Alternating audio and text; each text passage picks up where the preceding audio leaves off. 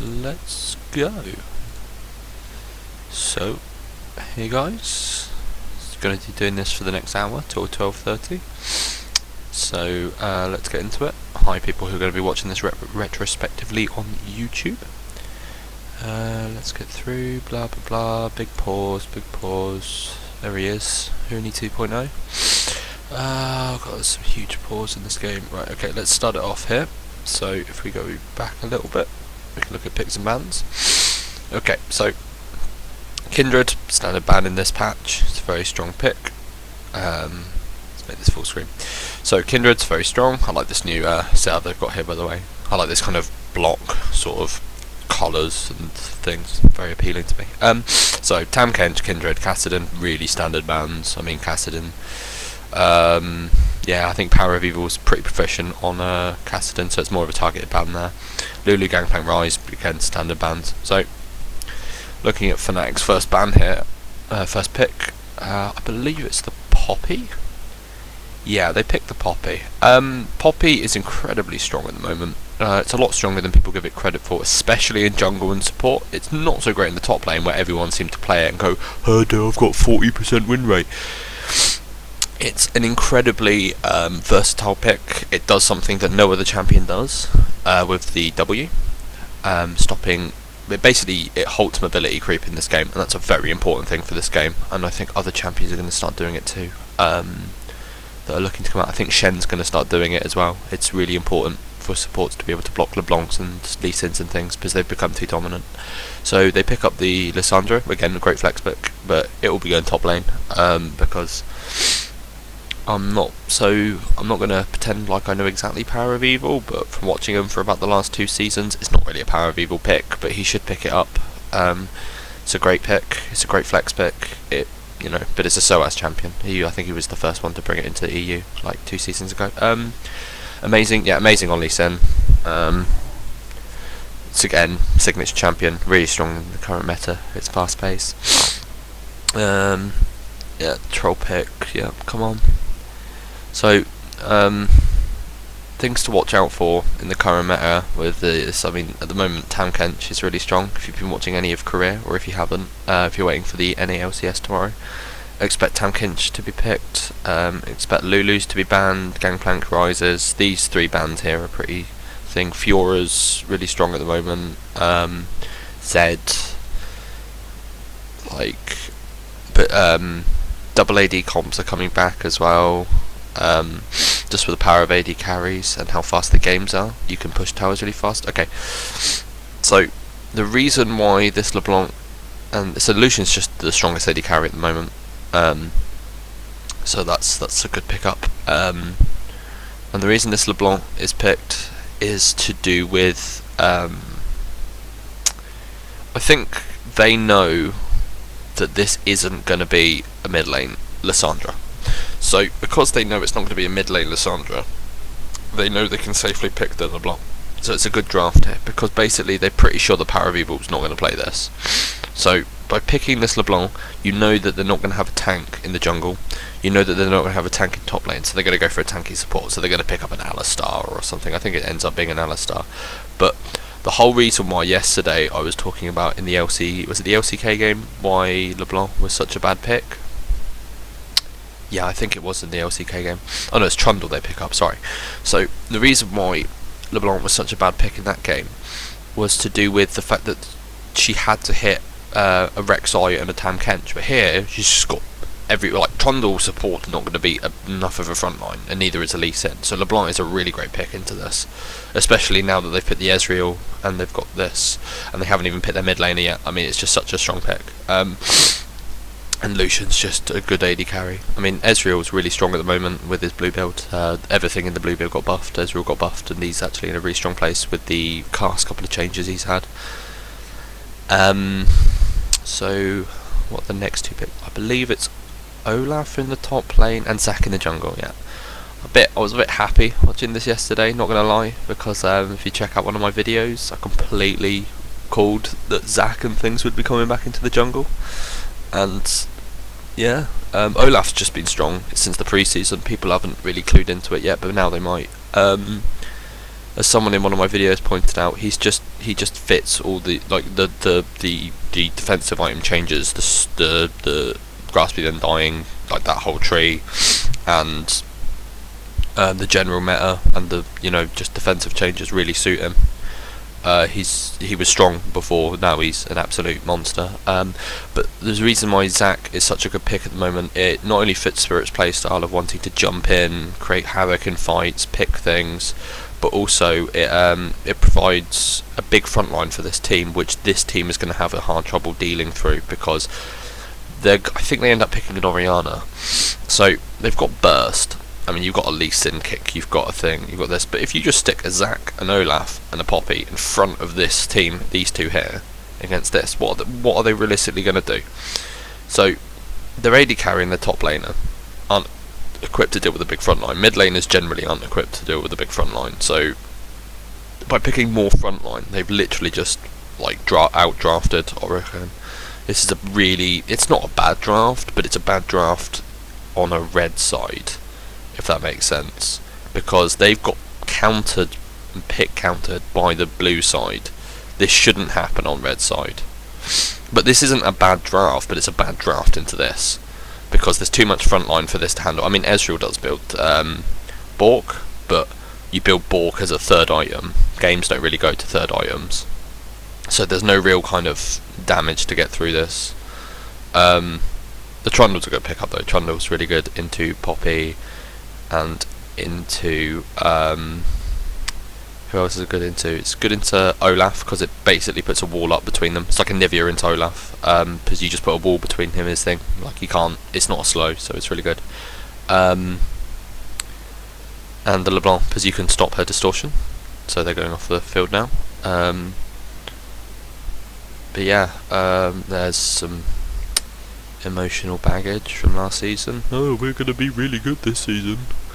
I'm a Fnatic fan, by the way, so yeah, off season was a bit of a roller coaster, but I had faith that they would. I mean, people overreact so much on Reddit, but like, they're not gonna pick up absolute shitters, are they? They're gonna pick up some decent people. People really like to wail on people, like in the pro scene. They really like to say, oh, this person's crap, this person's crap, but I mean, like, Gamsu would not be in where he was before he went to Dig if he wasn't a good player. Spirit is a quality player. People just like to look at the past 5 minutes and judge everything off that. So this is a really smart invade here, because they're already, I mean, if you know anything about Soaz, you know that he's the tilt extraordinaire. So if you just focus him early, it's a really good thing to do, because especially if he's on a squishy champ that he can't really engage on. Well, he can engage, but like, if he doesn't get ahead, he's always going to look for an engage. So this is a really good thing to do. Then they spot out a lane swap potential, because they want to lane into this, because they're stronger in the 2v2. Poppy's really strong, and Poppy into and Lucian into Ezreal, so really strong matchup. And Olaf into Lyssandra's really strong as well, past like level 3 or something. So they give a big leash here into the jungler, because Zac has not a bad early clear, but he could use the hand, and he wants to gank early. So they're just moving on down to bot lane. Doodly doo. So what Featherman's going to look to do here? I mean, this is what I would have done into what this is. I mean, Orianna's not a bad pick into this here, but it's a bad pick with this, because you don't really have, apart from like the Lee Sin, you don't really have anything. Or maybe a Lysandra, but you don't really have anything for your ball. So, and you can't really, like, you can kind of do damage to the backline, but with how mobile their backline is, like, there's only really going to be a Lucian in the backline, like, because LeBlanc's going to be dancing around the sides of the fight. So I mean, if they're going to get super tanky, you know this. They've got a double AP comp, which, I mean, already over the Lee Sin, so they have to pick the what do you call it? This is a good trade here. That shows you the power of Lucian's level 2 power spike, sponsored by the what do you call them? LoLclass.com or whatever it was. With the Thunderlords, that's the power of Lucian at the moment, and his power with the Essence Reaver. He's just the strongest AD carry in the game at the moment. But yes, this is a smart gank. But what was I saying? So if they've got a big front line, you need something that can either pass their front line, like, I mean, LeBlanc can, but she's not great at it because if she gets like zone control, well, if you were to pick LeBlanc into Zac and Olaf, it wouldn't be so bad. But the problem with it yesterday was they have huge zone control, so they can basically just say you're not getting past here. With this team comp, they haven't got great zone control, they've got great jump onto you, so LeBlanc actually wouldn't be a bad pick for Power of Evil. But the Orianna's not great, because A, she's immobile, B, her kind of main power comes from distortion, effect slows and stuff, with the burst, the AoE burst that comes from that. So, I mean, they're basically just looking to AoE burst people down, but it doesn't, like, they've got double AP with an Ezreal as well, so they're just looking to poke. But this team won't get poked. This team will just blow you up. The only thing this comp here lacks is wave clear. So I mean, the Orianna brings some sort of wave clear to this comp, and so does the Ezreal and the Lissandra. So they've got good, but they don't have like any zone control for the siege. So I don't agree with the Ezreal pick here. I don't think it fits. I think they should have gone for a Misfortune, and then maybe a Victor in the mid lane, and then maybe not a Lee Sin, but Lee Sin's okay. But personally, like, I would have gone for a Gragas or something.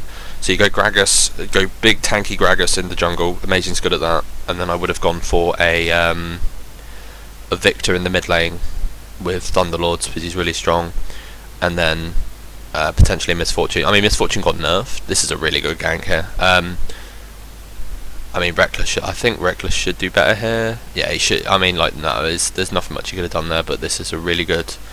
This is, you know, people were doubting Gamsu. Gamsu was quality in Dig. People seem to forget this, and this is a really good gank. This is the level of communication that Fnatic are bringing to the table at the moment. Like, they've brought in. I mean, like, I don't think Gamsu's as good as Huni, like, mechanically, but he's more consistent as a player, I think. Like, from what I saw of him in Dig and what, you know, little we saw of him as a kind of a tank or a carry, he can play. This is the thing people seem to forget. Huni could only play carry top laners. Gamsu is known for playing tanks, bruisers, carries such as Rumble and things. I think he played Rumble. Wait, it might be no, but he played Hecarim. He played things like that. So he can be a bruiser like he is in this comp with Spirit being on Zac, or he can be the tank that the team needs on Maokai and such. Or he played Sion in a thing, but that, I mean, he wasn't the reason the team lost. But you know, it's kind of he can do the things that the team needs. This is a really good. That's really strong. He just hit 6 before him. That's all that is. Mithy's roaming up here. So I mean, but the reason it's a really good Zac gank. If you're Zac, you should always look for really long range ganks like that, because you can't even detect them. That's why Zac's really strong. People seem to not realise actually how strong Zac is, especially with this Strength of Aegis buff that he'll be running. I think, or he should be running it anyway. But I mean, Cinderhulk Zac with that Strength of Aegis buff, because it gives, is it 300 HP it gives with Cinderhulk, which is a 15% max health increase. So that's, what's that? That's 345 free health basically throughout the game, which is, you know, essentially an item. Why? And it gives 6%. Is it 6% max health increase? Not increase, but health back when you have full stacks. Like, it's a really strong buff. Like, people seem to be forgetting this. Actually, go check out my video on what happens. Yeah, self promotion. Yeah. So what was I saying?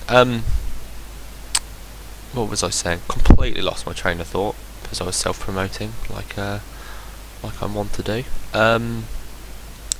So if we look at the so what was I saying? I was talking about Gamsu and Zac. Why Zac is so strong? Like, so we can jump in like that. But I mean, this team comp here, they're not going to be like they. If Lissandra goes for the back line, she either has to ult herself, or she's dead. This is Mithy staying way too long. It's a good trade by Fnatic there. It's the power poppy as well. You knock them into the wall, you press your Q where they're going to run to. You do like percentage health damage. It's really strong. So anyway, but like these two imports here, like Spirit, people seem to be looking at like Reignover's a good jungler, but he was very limited in what he could or couldn't do. When he came up against the best, such as in Worlds and MSI, he had a good games at MSI, but he couldn't not be aggressive. If he went behind, that was it, really. A lot of the time, like he played Nunu once or twice, he played Think, but like he just wasn't like you could just see it at the end when Fnatic thing, like Huni kind of got a bit too big for his britches. And people just seem to like. I mean, like I love the two. I think they were great, but I'm actually kind of glad they got these two in. And because I'm much more of a player who prefers consistency over like. I mean, Huni say Huni's ceiling is a 10 out of 10 game, but his floor was like a 2 out of 10 game. So the difference between that is what, like 6. So on average, let's say if he's got an equal chance to beat any point of those, he's a 6 player. And that's what people seem to forget. People only seem to look at the Hollywood plays. They never seem to look at the games where they don't have a great game. Now, I haven't seen enough of Gamsu. I've watched some NA LCS in my time. I saw what I saw I liked, and I always thought he was a good player and on a pretty bad team. So, I mean, what I think Gamsu brings is someone who can carry in the top lane, but someone who's never going to dip below a 6, and I think that's important for a team. People seem to love the Hollywood plays, but the reason why, like for example, why Doublelift is such a great player is because even if he's having a bad game, his bad game is a 6 or a 7. Like rarely does Doublelift ever have a game where he's like, you know, he's going 2 out of 10. He's completely bombing. It's the same with Febiven. Febiven recently, past his tilt days, is now like, you know, Febiven's bad games are like, you know, 3, 2 and 17 or something. Like he'll get carried a little bit, but he'll never feed, he'll never tilt, he'll never do any of this. He's a really improved player. And that's the same with I mean, you look at all the greats. Usually the great players aren't the ones who can reach the highest highs. They're the ones that don't reach the, like, consistently keep, like, their floor near their ceiling.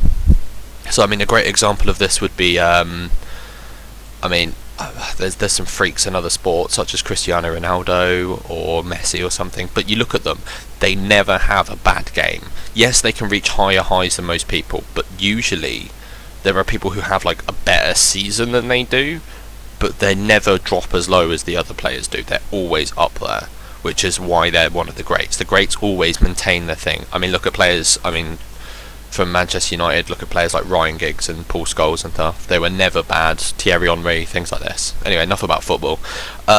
So, basically, let's talk about the team comp. So, basically, this team comp here is looking to have a big, beefy front line with basically protecting these two, with Lucian just doing his stuff, being an absolute monster of an AD carry, Olaf to rampage through the backline, because they just don't have a front line that can deal with the Olaf. They just don't. They don't have the peel, they don't have anything. So, I mean, that's Febiven getting caught, that's really bad. You should never jump near an Oriana's ball. And that's the power of Spooky Ghosts. So that was a really bad play by Febiven there. And this is the power of Olaf at the moment, and his complete and utter retardation. Yeah, Olaf's a fun pick for an AD carry to play against. So I mean, if you look at this, I don't think they should go back in here. I know what they're doing, but I don't feel like Spirit should have jumped there. I think he should have jumped on top of Soaz, because they could have got the kill here without. I don't think they lose Noxiac, do they? No, they don't. But they couldn't. They could have avoided. And he should have left that charging, because it doesn't go on full cooldown. That's a misplay, but that's just a mechanical thing. So if we actually look at the wards, who's got better ward coverage at the moment? Mirrored Pink. I mean, from my terrible view here. Sorry about this. I have to download it pretty badly. That's a really good gank, so I should not be staying there. And that just feeds to LeBlanc, and LeBlanc's going to start rolling. That's a really bad stay. They should know that they're about. That's Soaz starting to tilt a little bit, but But I mean, they're going to show it here. This is a really bad, like, if the Orianna ball's there, you should just not. And he knows Lee Sin's there as well, so that's equally as bad. He just underestimates his opponent. You should never underestimate an Orianna's burst, especially a good Orianna like Power of Evil. So, what this team comp here is looking to do, it's a bit of a muddled team comp, but they're basically a pick comp with some zone control from Trundle, poke and pick. But the problem with it into the Fanatics team comp is it's too big and it's too in your face. So, like, what they wanted to do, that should disrupt that. That's complete nonsense that doesn't do that. It's a disruption effect, and that should interrupt her thing. So, what they're basically looking to do is jump on top of you. So what they're weak to is siege. They have no real defiable wave clear. What they should have understood is they have no siege, so they should have built wave clear into their comp. Now, personally, this is a really good fight. If I remember correctly, oh no, it's a good disengage. It's a really good disengage. That's the power of Poppy. It just stops anyone jumping on your AD carry. See, Spirit's just constantly looking for this, and he's so big that you can't even touch him because they have no, like, tank killer. He's already too big, basically. Like, they have to blow everything on him. He's got like 3k HP already. I think he has Strength of Ages. I'll try and check that later. But yeah, happy feet. And then here comes the retaliation. That's just the power of Lucian at the moment. Like, you can hit him for really long, and if he gets one combo off on you, that's like half your health disappeared with the Thunderlords. Yeah, so they're looking to pick and they're looking to do things. I mean, personally, I would have gone for. I mean, you're looking to siege, so you need zone control and you need. This is a really good play here. This is the Hollywood play. Bang, and then in comes the Lee Sin, misses his Q. Bang, and then here comes the Grasp the Undying. There's the 4 seconds in combat and the dangerous game. So. That's the tip for you lads. Don't ever fight an Olaf who's got like 3-0 on 10% health. Just don't do it. It's not worth. Unless you land all your abilities, then it's fine. But so they're looking to siege. So if you now structure this as a siege comp, Lissandra's not a bad pick. Orianna's not a bad pick. I'd prefer something other than Ezreal, but it's not a bad pick. So you're looking to poke and siege. So you need something that's a big front line and something that can disengage. So if you take away the Lee Sin and you put into this team comp, for example, what could you put in? So something that can disengage and pick. So Gragas, yeah, let's take my example for a moment. If you put Gragas into this team comp, it's just going to sit in front of your carries who are sieging, and if anyone, he's got zone control from his Q, he's got peel from his body slam, he's got damage, he's got disengage, the most important thing, because this comp here is looking to jump on top, or what they should have done was, well, they couldn't prioritise the Poppy because they got outpicked here, but Poppy would have been perfect instead of the Trundle. I mean, like, the Trundle's great for zone control, but he's not so great for disengage. Well, he's okay, but, like, I mean, this is what I mean, they just get jumped on and there's nothing they can do, basically. The Lee Sin's having to go tanky, the Lee Sin's having to not be Lee Sin, basically, at this point, so why are you not picking something that's not Lee Sin? Yeah, I mean, like, this is the point that things are picked. Things are picked to do what they do. So if you look here, what's Lee Sin doing? Is Lee Sin jumping in, making a flashy MLG play and snowballing the early game? No. So why did you pick Lee Sin? You know? So this is what they should have done against this. They should have noticed the lack of wave clear and picked a siege comp. But I guess when they drafted it, they didn't really have. But I mean, with these two picks first, this should have gone into the mid lane. Then you should have picked like some big disengagey, beefy top laner. With Tam Kent's gone, probably would have gone for maybe a Nautilus or something. Just held down the Olaf, be a big ball, or a Scion, even, you know, just a big ball of nope, basically. And zone controlled and sieged, but you know, mistakes were made. So I mean, what Fnatic are looking to do here is they're just looking to jump on your face and blow you up, and it works against this comp. Basically, they've just been out picked. Basically, they're making mechanical mistakes. I mean, personally, I think with the level of AD you've got here and the AP, like Poppy does decent damage. Lucian needs as much as he can get. They should have maybe prioritised an earlier dragon. But with the 6% AD and AP, but I mean, they're not playing this badly. Personally as well, I believe they need more forward vision. It's good that he's got the green trinket. This is really strong. People seem to be going blue for some reason. It's like, yeah, but vision's so important at the moment. Also, another thing I'd like to note as well is the reason why Olaf is really strong is because Spooky Ghost slow you for, what was it, 2 to 5 seconds, but I mean, Olaf just pops his ult and then like runs through it and kills you. So it's why Olaf's really good into this Lissandra, because she's constant slowing and she can't build Spooky Ghosts. Which, yeah, again, would also be good, but I personally think Lissandra should be in the mid lane. She's pretty good into LeBlanc as well. She can push as hard as she can. She can stop her roams. She can. It's exactly the same as what Victor did yesterday in the game I reviewed against the LeBlanc, where basically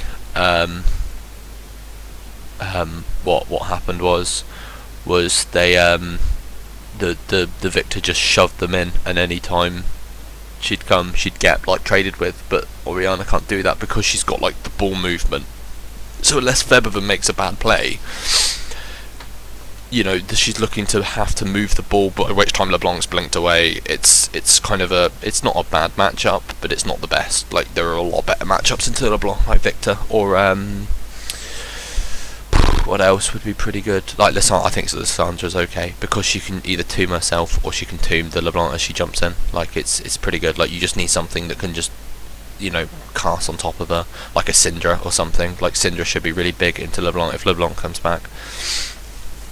I think she is coming back, but she's only good into the non-tanky teams, or at least somewhere where you have someone who can block the front line. Yeah, see, he's too far behind. He's too ahead, too far behind. This is a really good juke. Lissandra jukes. Good flash. Good W flash there. Okay.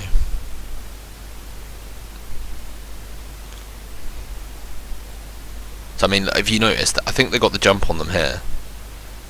They got the jump on Fnatic, and I think they were attacking them for a really long time with poke, and they just can't get through even the Zac, who has a Cinderhulk and a Spirit's Visage and a Ruby Crystal. Like, they just don't have any, like, everything's poke and everything's in front of them, which is what these two love. Like, they love just standing in front of everything because they've got sustain, they've got big health pools, you know.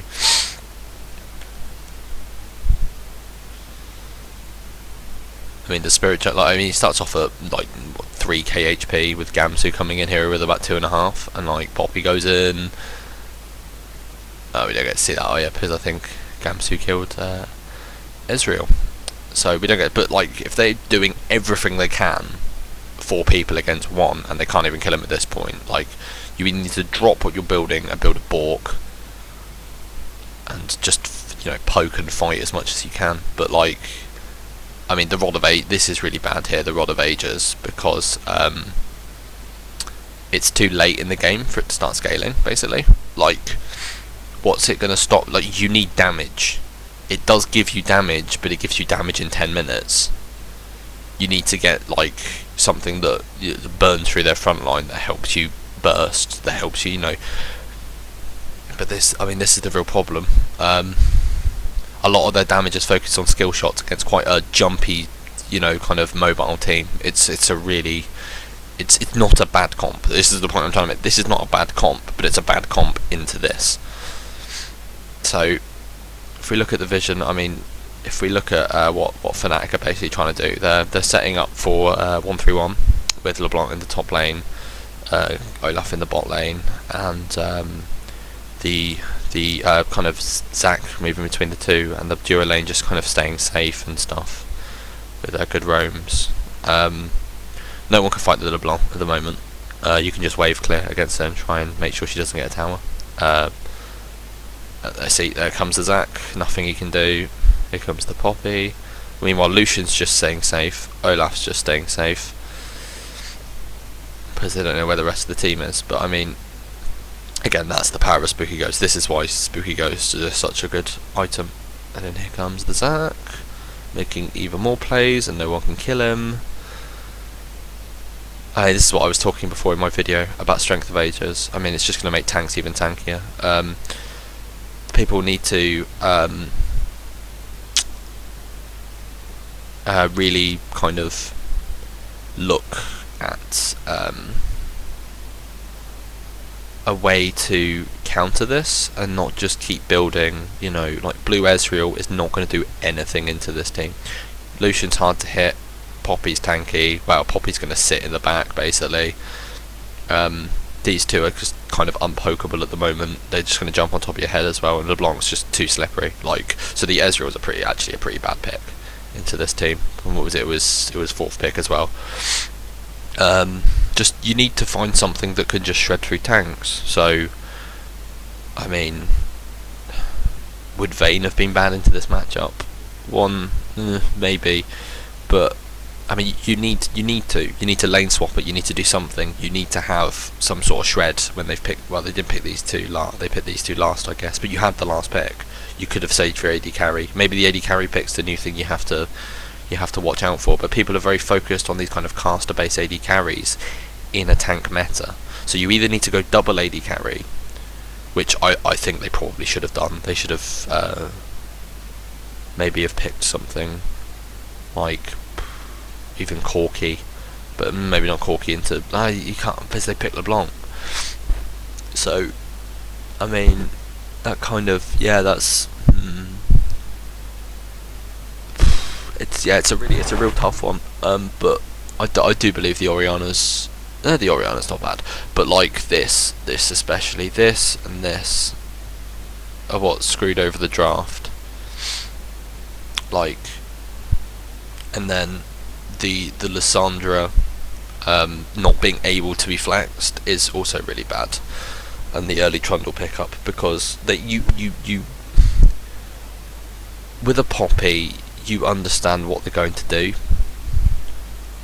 and also the Lee Sin's also bad is because they have Poppy. So who are you going to jump? I mean, this is just 5v1 or something, 4v1. Like, he's got no chance. Maybe pop his Ragnarok earlier and just run, but you know, who knows. But this is it. Like, this is great play. I mean, you've got 4 in here, 1 here, take the mid. Like, it's really good play. Good flash here as well. Thin part of the wall. That's something people should practice. Good flashes. That's a really good Poppy ult as well, knocking 2 people away. So I mean, I know Gamsu's going to get all the headlines for this game, but things that, I mean, what Spirit's done in this game is he's provided constant pressure at every point in the map, and this is what Zac does. And now with Zac being able to get even tankier and have sustain in the jungle even more than he does, he's a really good pick, and I think people should look to watch out for him. And this is really good. This is kind of indicative. Like, everything goes. There's 2 big people here. You know, everything's on top of Spirit. I mean, it was the right call to make with Gamsu being dead, but they because they didn't get the LeBlanc, and because they don't have any sort of shred bar an Ezreal, like, this is done at this point, because they can just start, you know, like, and there we go, start healing up. But I mean, who's alive now? The 2 kind of, I mean, like, Ezreal does do good damage, but not into a front line. Like, and as well, it's not like a Tam Kench. I think Ezreal would have been really good if they picked Tam Kench into the top lane or the jungle, but he's really bad against jumpy sort of like people, if that makes sense. Like, you can't stop an Olaf, and Olaf just comes in from the side. But they almost had the LeBlanc, but it didn't matter at that point, because yes, they blew up the LeBlanc, but they blew up everything onto the LeBlanc, which just left these 3 to blow the rest of them up. And I mean, if let's talk about the warding for a second. If you look, basically, what Fnatic is looking to do is they've got the two outers here, so they're looking to basically create a ring of wards here and some vision here, but mainly here. So they're looking to just say, if you go anywhere here, we will see you. And because they have such a pick orientated kind of blow up one person comp and just fight you and jump you and smash you, there's not really much they can do without having disengage and frontline. You know, like Lee Sin's disengaged, okay, but this I think really a lot of the drafting issues come down to this Lee Sin, like, and the inability to flex this. So the first two picks, it kind of locked them into this play style, which, I mean, you didn't have to be locked into yet. I mean, you could have picked an Elise here, and I mean, picking like Lissandra is a really great pick at the moment, don't get me wrong, but the inability to flex it makes it a bad pick, because you just pick an Olaf or you pick something that just gets in her face, and yeah, she can't do anything, like, especially the Olaf.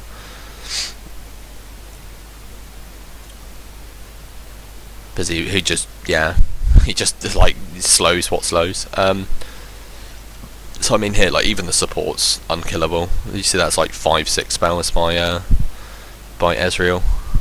And Spirit just goes again and goes again and goes again with his Axe Sustain, and now they just swing around and take this. But if you look at the vision's just in these kind of, it's every path along here, it's just every single path in here as well. Interestingly, they're going for yellow trinkets. So I mean, this is very interesting here that they're going for yellow trinkets. So maybe, I don't know, maybe the Fnatic analysts have decided that's what they want to go for steady vision instead of going for the blue trinkets now with the buff.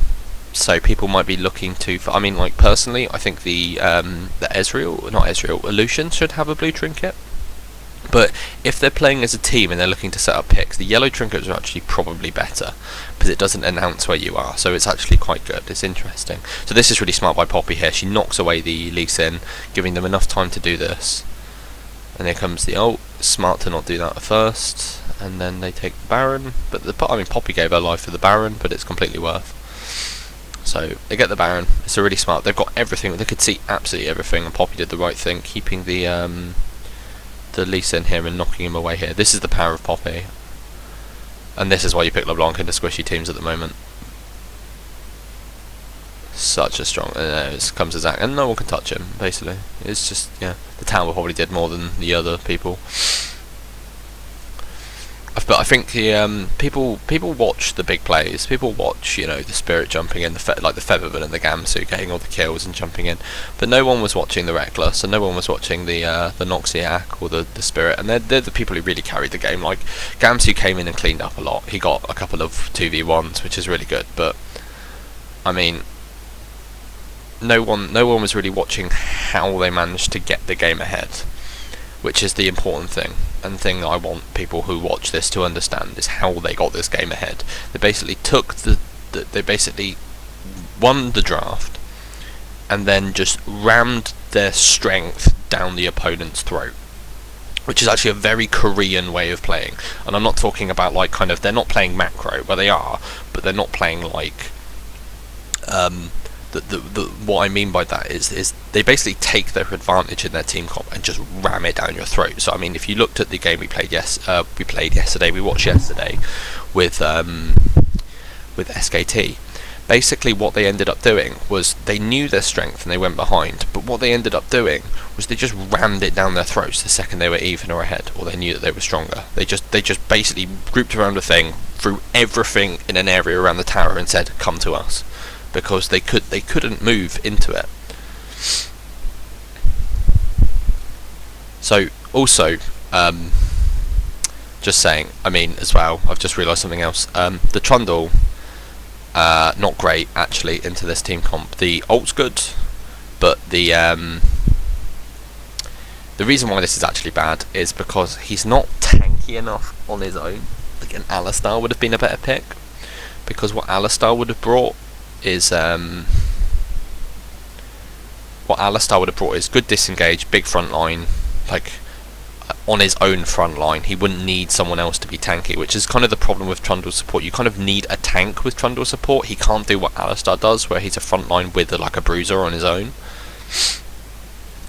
So yeah, there's always that. Like, I think as well, personally, like, as much as Alistar brings, I think Poppy's a better version of Alistar. She does exactly the same thing and more, bar the healing. Like, Alistar's still a great pick, don't get me wrong, but I think Poppy's a better version of Alistar at the moment.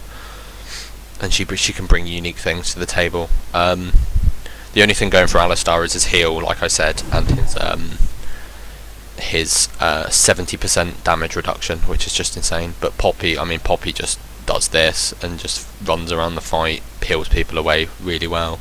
She's a really great pick at the moment. If you're playing support, look to pick up Poppy if you haven't already. Yeah, so basically what they're looking to do here is just strangle out. If you notice as well, notice how the vision was here before and now it's here. This is always something you should look to do. If you move forward, your vision should go forward too, and you should always look, like, if you, I don't know if you can see here, but the map isn't a square. The map is this kind of ring here. It's kind of almost this.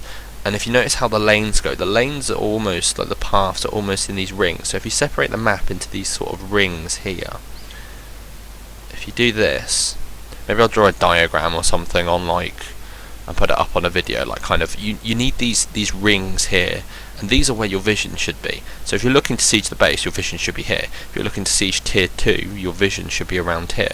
If you're looking to siege tier 3, your vision should be around here and behind you, so they can't invade. Sorry, tier 2, tier 1 inhibitors. That's like kind of the general rules, and of course you need vision in and around places. But I mean, as well, something people don't seem to realise with vision as well is sometimes putting a ward in a bush is not as effective as putting a ward opposite a bush. Because if you see someone going into a bush and the ward also spots the exits of the bush, if they haven't come out, they're inside the bush, and you know that, you can assume they're inside the bush. You don't have to see them to know where they are, effectively. So that's a really poor ult. That's just tilt, because I mean, it's a Poppy support. Like, if you notice as well, no one can eat through Spirit. Reckless is just staying safe. Reckless is like, I mean, if you look, watch, I mean, everyone's looking at this here, but Reckless just absolutely cleaning up the fight, dancing around everything, dancing around their team comp. That's game. If we rewind that as well, I'll talk over actually that whole fight. So I mean, if we have a look here, they're looking to fight. Soaz goes in and gets the ult on the Poppy, which now just leaves the whole thing exposed. Here comes Spirit. But if you look how Reckless is positioning here, they're all going for Reckless and Spirit, but Reckless is just staying safe. He's positioning really well, but their team comp cut, and they're blowing absolutely everything on 2 of the tanks. Like, I don't think Olaf's not even here. This is 4v5. Like, but they blew everything on the tanks, and Reckless just stayed behind the tanks and perfectly positioned and just danced around all their AoE and killed them. Like, and that's why they won the game. So yeah, so that's that game. Let's get rid of this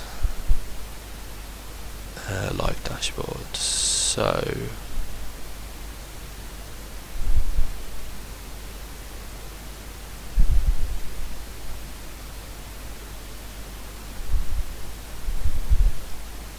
yeah, hi, sorry, I haven't been I think he left, but anyway, yeah, I'm doing this for practice. I need to go at the moment, so I'll be back later. Hi YouTube people.